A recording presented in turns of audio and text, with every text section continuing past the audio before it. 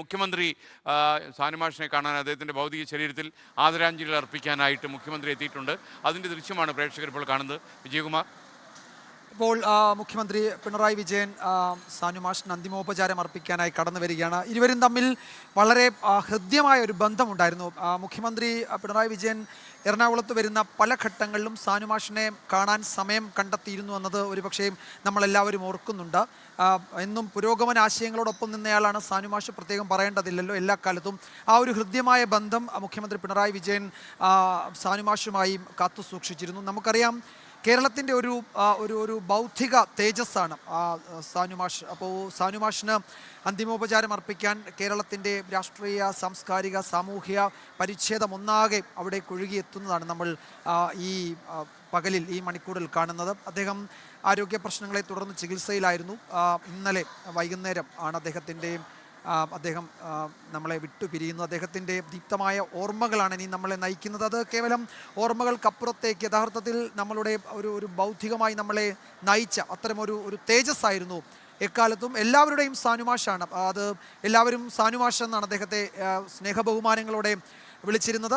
കേരളത്തിൻ്റെ രാഷ്ട്രീയ നേതൃത്വവും ഒക്കെയായി എക്കാലത്തും ബന്ധം, രാഷ്ട്രീയത്തിനൊക്കെ അതീതമായ ബന്ധം സാനുമാഷിനുണ്ടായിരുന്നു. അത് അദ്ദേഹത്തിൻ്റെ ഈ വിടവാങ്ങൽ വേളയിലും നമ്മൾ കാണുന്നുണ്ട്. എല്ലാവരും അദ്ദേഹത്തെ അവസാനമായി കാണാൻ എത്തുകയാണ്. മുഖ്യമന്ത്രി പിണറായി വിജയൻ സാനുമാഷിന് അന്തിമോപചാരം അർപ്പിക്കാനായി എത്തുന്നു. CPM സംസ്ഥാന സെക്രട്ടറി MV ഗോവിന്ദൻ, അതുപോലെ CPMൻ്റെ എറണാകുളത്തെ പ്രധാനപ്പെട്ട നേതാക്കൾ ഒക്കെ അദ്ദേഹത്തോടൊപ്പം സാനുമാഷിന് അന്തിമോപചാരം അർപ്പിക്കാൻ എത്തുന്നു. ഹൈബി ഈഡൻ MP ഉണ്ട്, മുൻ MLA മുൻ മന്ത്രി ജോസ് തെറ്റേലിനെ നമ്മൾ കാണുന്നുണ്ട്, പ്രധാനപ്പെട്ട നേതാക്കളൊക്കെ ഉണ്ട്.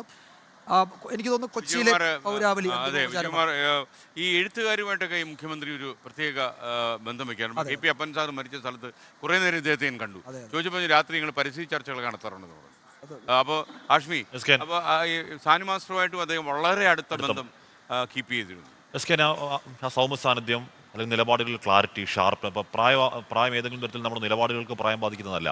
ഏറ്റവും ഒടുവിൽ വന്ന വിഷയങ്ങൾ പോലും സാനുമാഷ് അദ്ദേഹത്തിൻ്റെ നിലപാടുകൾക്ക്, ഇപ്പോൾ എമ്പുരാൻ ആ സിനിമയ്ക്കുണ്ടായ അനുഭവത്തിനാണെങ്കിലും ആശമാരുടെ സമരത്തിനാണെങ്കിലും ഒക്കെ MK സാനുമാഷ് അദ്ദേഹത്തിൻ്റെ വളരെ കൃത്യമായ ഏതെങ്കിലും തരത്തിൽ സംശയങ്ങൾക്ക് അടിസ്ഥാനം ഇടയില്ലാത്തവണ്ണമുള്ള കൃത്യമായ അദ്ദേഹത്തിൻ്റെ നിലപാടുകൾ തുറന്നു പറഞ്ഞ ഒരു മനുഷ്യനാണ്. വിഷുദിനത്തിൽ ഞാനൊരു കരച്ചിൽ കേൾക്കുന്നു എന്നുള്ളതായിരുന്നു ആശമാരുടെ സമരത്തിൽ സാനുമാഷ് പറഞ്ഞത്. അപ്പോൾ ഏതെങ്കിലും തരത്തിൽ പ്രായം നിലപാടുകളെയോ നമ്മുടെ കാഴ്ചപ്പാടിനെയോ ബാധിക്കില്ല എന്നതിൻ്റെ ഉത്തമ ഉദാഹരണം കൂടിയാവുന്നു. മാത്രമല്ല അദ്ദേഹം പ്രസംഗവേദികളിലേക്ക് എത്തുമ്പോൾ ആ സംസാരം പാൽപ്പായസം പോലെ മധുരമാണ്, അത്രമാത്രം സൗമ്യമാണ്.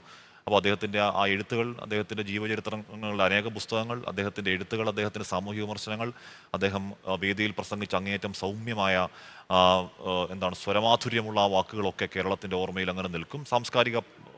കേരളത്തിൻ്റെ സാംസ്കാരിക പൈതൃകമാണ്. ആ പൈതൃകത്തെ കാണാൻ എല്ലാവരും എത്തുന്നു. ആ ദീർഘായുസ്, അത് അങ്ങേയറ്റം സാർത്ഥകമായ ഒരു ജീവിതം ജീവിച്ച് പൂർത്തിയാക്കി. ബൈബിൾ പറയുന്ന പോലെ നല്ലപോർ പൊരുതി എന്ന് പറയുന്നത് പോലെ എല്ലാ കാര്യങ്ങളിലും ഇടപെട്ട് എല്ലാ കാര്യങ്ങളിലും അദ്ദേഹത്തിൻ്റെ നിലപാടുകൾ പറഞ്ഞ് സഹായിക്കേണ്ടതിനെ സഹായിച്ച് അന്യൻ്റെ ജീവിതം എൻ്റെ ജീവിതം കൂടിയാണ്, ഞാൻ ജീവിക്കുന്നത് ഇതര ജീവിതത്തിന് വേണ്ടി കൂടിയാണ് എന്ന കാരുണ്യത്തിൻ്റെ സന്ദേശം പങ്കുവെച്ച് ഒരു മനുഷ്യൻ, ഒരു സാംസ്കാരിക പൈതൃകം, ഒരു സാംസ്കാരിക തലപ്പൊക്കം കേരളത്തോട് വിടവാങ്ങുന്ന നമ്മളിപ്പോൾ നിൽക്കുന്നത് ലഹരിക്കെതിരായ ഒരു യാത്രയിലാണ്. അപ്പോൾ അത്തരമൊരു ആസുരകാലത്ത് സാനുമാഷിനെ പോലെയുള്ളവരുടെ വിടവാങ്ങി നമുക്കിപ്പോൾ നമ്മളെ പഠിപ്പിച്ചിട്ടില്ലാത്ത ഒരു അധ്യാപനാണ് അദ്ദേഹം.